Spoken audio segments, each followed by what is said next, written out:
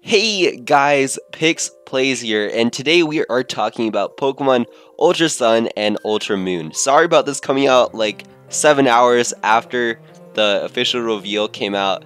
I was on a plane, actually I wasn't, I was at an airport in Denmark, and my flight got delayed, but now I'm in Switzerland, and now I can record, kind of. And I haven't uploaded on this channel in like a month, I'm sorry, actually more than a month.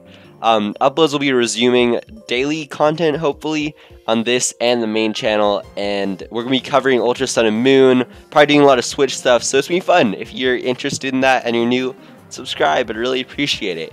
But yeah, so today, we're going to be covering 5 things that you may have missed in the Nintendo Pokemon, the Pokemon Direct that happened today, and there isn't that much to the trailer. It was only like 24 seconds long or something, and there were like 2 separate versions of it, but that was it. There wasn't much else given. There was like 2.5 minutes for Pokken and 24 seconds for Ultra Sun and Ultra Moon, but I suppose that's because they're gonna reveal more at E3 or later or whatever, or in the Korokoro, which is gonna leak in like 6 days.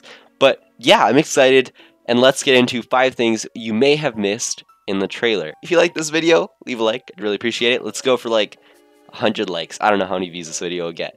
Alright, so number 1 is Totem Pokemon. So it appears in the trailer that Lycanroc, Togedemaru, and Mimikyu will be Totem Pokemon in the new games, as they have like the custom cutscenes where they're jumping in and kind of revealing themselves, I guess. That's how it was in the original game. You'd go to a location, there'd be nothing there, it'd be the end of a trial, and then suddenly something jumps at you, and there's always like a running up cutscene or a jumping cutscene. I'm pretty sure that was what it was for all 3 of those, although I'm a little bit not too sure about Togedemaru because Sophocles has one and that's like his main Pokemon, but I'll get to that in just a second. So Togedemaru could be Sophocles' Pokemon, or it could be replacing Vikavolt at the Hokulani Observatory, which was the electric type trial in Pokemon Sun and Moon.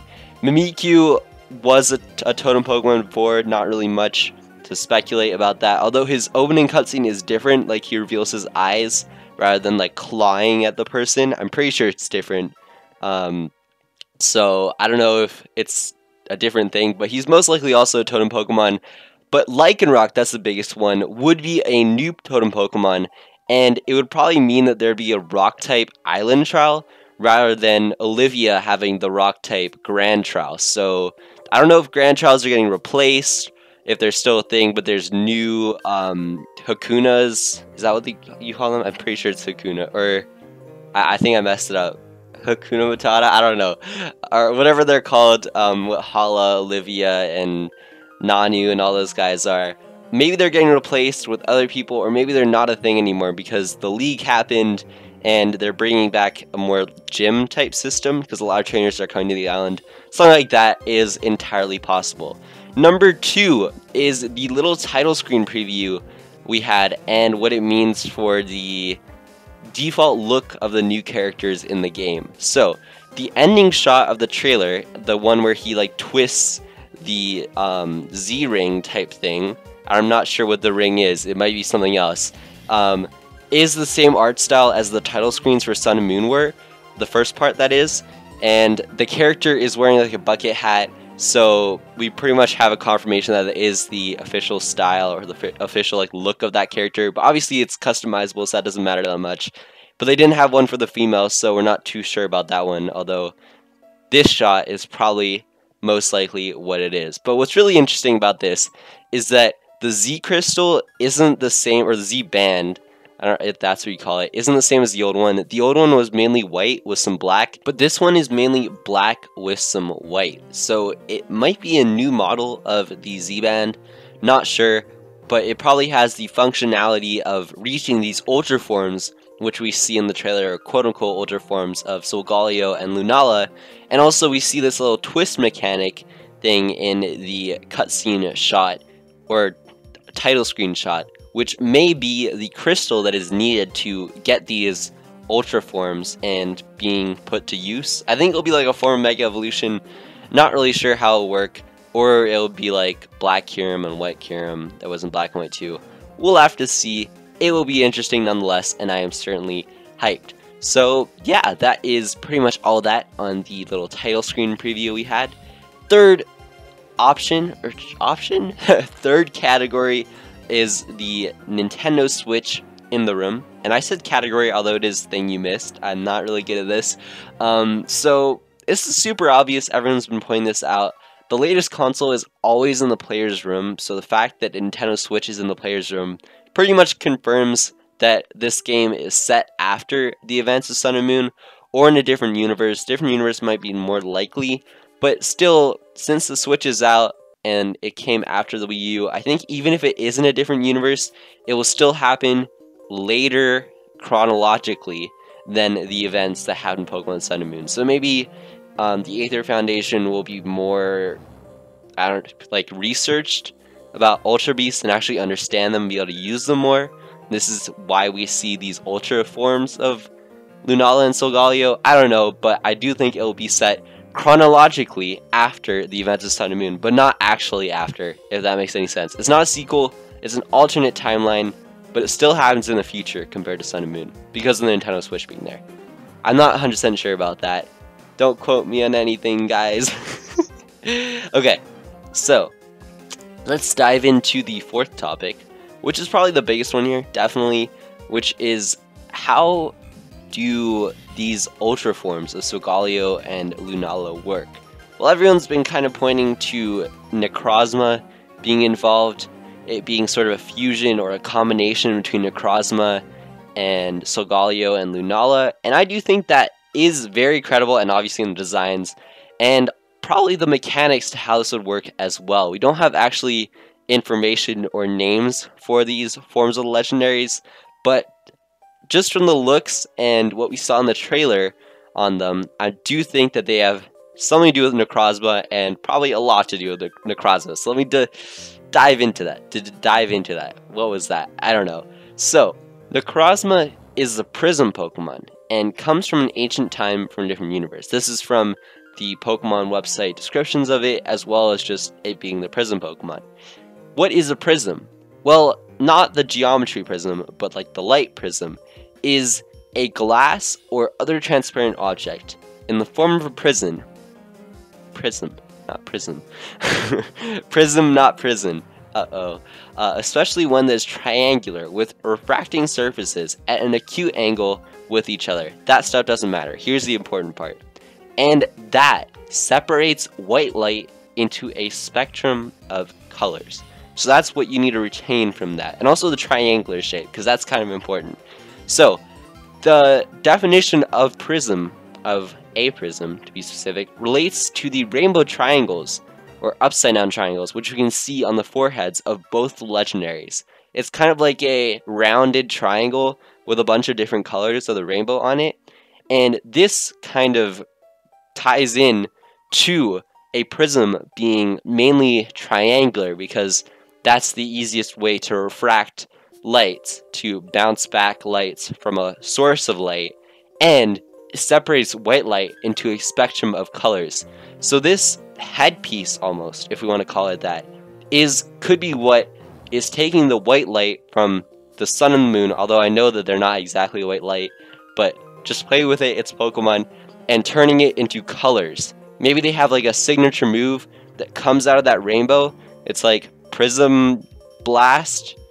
I know that Necrozma already has Prismatic something, but I'm pretty sure they're going to have something similar, and it'll be like Prism Blast or Prism Sunbeam, Prism Moonbeam, something like that. But it will be out of the triangle that creates the colored light. So it'll be kind of like a shot, like a white shot that divides into a bunch of colors. That'd be a really cool attack. If that happens, oh my goodness, that would be a great prediction. So that's kind of what apart from the design, like the black crystals and stuff in their like design and the legs and everything of the legends, I think that's the most obvious way we can connect Necrozma and Solgaleo and Lunala's Ultra forms without like doing, oh, it's only a design, but this is actually like concept, I guess. Concept. This is science, guys. Okay, and another thing was that these colors, these really bright colors that we can see on Lunala and Solgaleo, like the light blue and the light oranges, are pretty much the same colors that we see in the cutscenes where both Solgaleo and Lunala are traveling through the Ultra Wormhole into the dimension where they face off against Lusamine. They glow a kind of more bright color because of their surrounding, because of what the Ultra dimension is made up of. And I think this is really interesting that they chose to have that glow be the same glow that's used in these Ultra forms. So we have almost complete confirmation that this has something to do with Ultra Beasts. I mean, the games are called Ultra Sun and Ultra Moon, and probably something to do with Necrozma, although we don't know what Necrozma's role is in terms of the Ultra Wormhole, because we didn't see him in the Ultra Dimension. We only saw him in 10 Carat Hill. But I don't know, that's something that I mentioned, or that I noticed, and I thought that was pretty neat. Alright, so, number 5. This is the least cool, I guess, of all of them, but it was like a neat little thing I noticed. So, in the trailer that wasn't uploaded to the Pokemon channel, but was in the Direct, they just showed a little bit of a gameplay while one of the guys was talking. There was this Pikachu caravan, which I thought was really cool, and it probably ties into that shot of Pikachu's on the field. But what this could be similar to, this is kind of going on stretching it out, is the caravan which is on Route 8 called the Dream Park, or the area is called the Dream Park, and the caravan's a part of it. So that area is where you find the Thunderstone in Sun and Moon, which most players would use to evolve Pikachu into a Alolan Raichu in that game. Which is a huge coincidence that we get a Pikachu caravan that looks pretty much identical, just a splash of paint and a few ears and tails sticking out. So what I think happened is basically the guy who runs this, he wants to start a dream park for Pokemon, except he wants to start them for fossil Pokemon, and he wants to restore fossils and start a park with them. Something happens that doesn't work out, and he decides, hey, you know, there's a Thunderstone behind my park. I'm gonna start a Pikachu park. And that's what happens. I don't know. So the Dream Park turns into not a park which is exclusive to fossils, but something which is welcome to all Pokemon, because we see a Slowpoke in the background and several Pikachus, maybe some other Pokemon, although it's really unclear to see. But that's kind of super stretching it. I thought this was a little neat detail that was worth mentioning, and probably everyone here missed from the trailer because it probably isn't a thing, but who knows. Anyways, hope you guys enjoyed. Hopefully one of these 5 things was new to you. If you thought about the Pikachu caravan the same thing as me, you are a genius, or really dumb, because I might be really dumb to think that. Okay, so if Lunala, Ultra Lunala or Ultra Solgaleo do have a prism beam move where a white light separates in the colors, someone better send me money. I'm just kidding. Hope you guys enjoyed. Smash the like button. If we get 100 likes, that'd be awesome. And yeah, subscribe if you're new. We're going to be uploading a lot more on this channel, and it's going to be awesome. So yeah, see you guys all next time. Hope you guys have a wonderful rest of your day. I am so hyped for these games.